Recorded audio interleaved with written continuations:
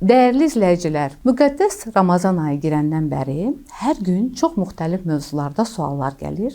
Qərar aldıq ki, bugün YouTube mövzumuzu sizin bu suallarınız əsasında hazırlayaq. Suallara keçid alaq. Ödü çıxarılan şəxslər oruç tuta bilərmi? Öd kisəsi çıxmış insanlar, xolestektomiya olunmuş insanlar oruç tuta bilərlər. Oruç tutmamaq üçün heç bir əsas yoxdur. Lakin xolestektomiya olunmuş insanlarda əgər bir fəsad yaranıbsa da, məsələn, qələvi reflük qastrit kimi, öd qastriti kimi, bu zaman həkim məsləhətinə qulaq asıb, bəzi dərman preparatları ilə birlikdə oruç tutsalar, fəsadlarla üz-üzə qalmazlar. Oruç tutan şəxslərdə mədədə yanma və göynəmə hissi nədən olur? Oruç tutan zaman, yəni aclıq zamanı, yanma, göynəmə hissi varsa da, bu reflüksa bağlıdır. Yəni, mədə turşuluğu qida borusuna geri qayıdır, yanma, göynəmə verir. Əgər reflüksumuz varsa da, oruç ayı girməmişdən öncə bu şikayətlər olmayıbsa, indi başlayıbsa da, bu zaman yediyimiz içdiklərimizə diqqət eləməliyik. Sahurda da, imsakda da mədə turşuluğunu artıran qidalardan uzaq durmalıyıq. Məsələn, acı, turş, çoxlu çay qəbulu, bunlar olmamalıdır. Əgər bunlara rağmen yenə yanma, göynəmə davam edirsə, mütləq həkimə müraciət edin.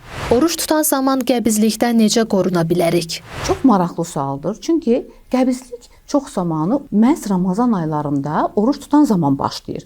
Doktor, məndə öncə belə bir şey yox idi, lakin oruç tutandan məndə qəbizlik başlayıb. Bəli, qida qəbulunun azalması qəbizliyə bəzən səbəb ola bilər. Ona görə də biz imsakda da, sahurda da lifli qidalara üstünlük verməliyik. Lifli qidalar nələrdir? Yəni burada biz meyvə, tərəvəz, qabıqlı şəkildə göy-göyərti mütləq bol-bol istifadə olunmalıdır və su qəbuluna çox diqqət eləməliyik. Yəni, əgər lazımı qədər su qəbul etmiriksə də, oruç açandan sonra ancaq çay, kofe və başqa şirələr qəbul ediriksə də, bu zaman qəbizliyə gətirib çıxarda bilər. Mədəsində yara olan şəxslər oruç tuta bilərmi? Bəli, belə suallar çox olur ki, məndə neçə vaxtı qastritim var, mədəmdən narahatam, mən oruç tuta bilərəmmi? Mən çox zamanlı bu suala hə cavabı verirəm. Çünki, belə deyim də, istəyirəm ki, o günahı boynuma almayım ki, deyim tutmayaq. Amma bəzi pasiyentlər var ki, mütləq deyirəm ki, yox, tutmaq olmaz. Bunlar hansı pasiyentlərdir? Ciddi mədə xoraları, 12 barmaq bağırsaq xoraları olanlar, və yaxud da öncələrində bir mədə qanaxması keçirmiş insanlar, sonradan kontrol olunmayıbsa, xora tamamilə sağalmayıbsa da, bu zaman bəli, oruç tutmağı tövsiyə etmirik. Xroniki xəstəliyi olanlar, qaraciyər sirozundan əziyyət çəkənlər, məsələn, qaraciyər yağlanması olub, həmçinin kontrol olunmayan şəkərli diabeti olan xəstələr, yəni ağır şəkərli diabet xəstələri, bunlar təbii ki, oruç tuta bilməzlər. Həmçinin hamilə qadınlarda, süd verənlər də bunlar da oruç tutmamalıdır. Oruç tutan zaman bağırsaqlardan səs gəlməsi nə ilə bağlıdır? Oruçluq zamanı qarında qurultuğu, bu acılıq zamanı da ola bilən bir şikayətdir. İndiyənə kimi qarında qurultu şikayəti olmayıbsa da, oruçluq vaxtı bunu hiss etmişsinizsə də, bu bağırsaqların aşırı hərəkəti ilə bağlı ola bilər. Bağırsaqda qaz, köp toplananda qurultu verə bilər. İmsaqda oyana bilməyən şəxslərin uzun müddət ac, susuz qalması mədə bağırsaq üçün zərərlidirmi? Aclıq hər zaman mənim insanlara tövsiyə etdiyim bir durumdur. Yəni, bizə nə gəlirsə hər zaman deyirəm ki, yeməkdən gəlir. Lakin uzun müddət ac qalmaq, mədə bağırsaqda bir şikayət varsa, problemlərə səbəb ola bilər. Çünki, bax, eroziya varsa, mədədə təzə başlayan bir xora varsa və yaxud da ki, öncələrində bir xora olubsa da, aclıq zamanı artan, kürəyə verən ağrılarla özünü göstərə bilər. Əgərləri bu zaman siz yemək yeyəndən sonra bu ağrı keçirsə də və yaxud da bir ilıq süd qəbul elədiniz, maye qəbul elədiniz, ondan sonra ağrılar keçirsə də, demək ki, mədədə ciddi problemlər ola bilər. Bu zaman mütləq həkimə müraciət edib, sonra oruç tutmağa davam edə bilərsiniz. Mədə kiçiltmə əməliyyatı keçirən və ya mədə balonu udan şəxslər oruç tuta bilərmi?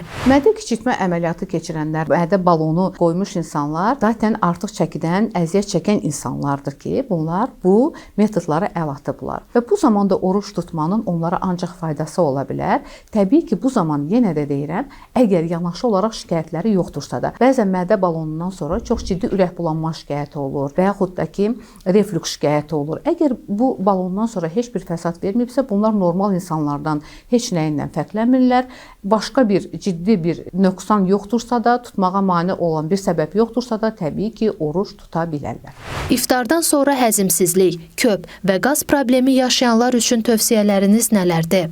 İftardan sonra yaşanan həzmsizlik problemlərinin çox vaxtı səbəbi birdən-birə sürətli şəkildə aşırı qidalanmaqdır. Bəli, uzun müddət aclıqdan sonra mədəyə mütləq duru xörəklər, hətta mən deyərdim ki, bir nimçə yox, 2 nimçə sup, şorbalar qəbul edib və bir yarım saatdan sonra bərk qidalara keçməkdə üstünlük var.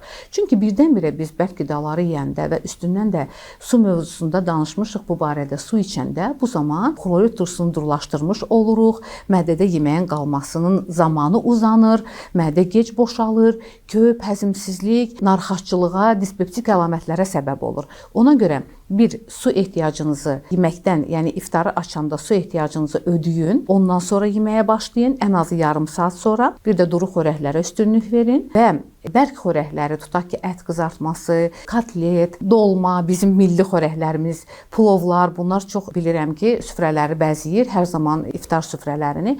Bunları suplardan yarım saat sonra, bir də çox aşağı balaca porsiyonlarda yeməkdə fayda var. Qaraciyər yağlanması olan şəxslər üçün orucun faydası varmı?